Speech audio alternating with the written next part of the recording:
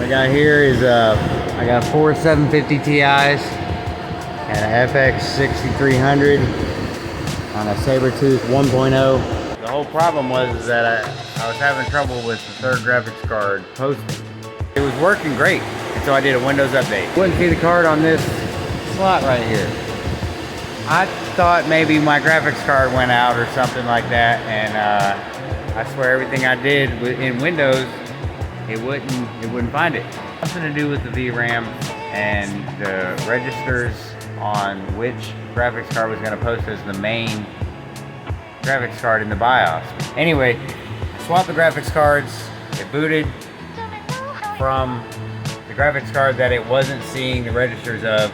Like I thought I had a bad graphics card. I really did, or a bad motherboard, and it turned out to be neither one. I just needed to swap the graphics cards in order to get it to work. It was the BIOS registers, not finding the registers of that device.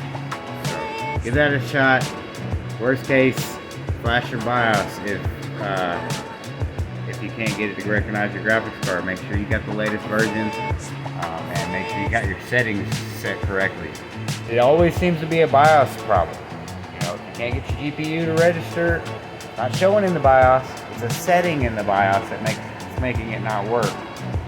Or you have a internal memory problem that's looking for one register and it can't find it. So flash your CMOS, you know, things like that too. You know, troubleshooting can be a bitch, but it does pay off in the end to not just junk a board because it's just all of a sudden not working.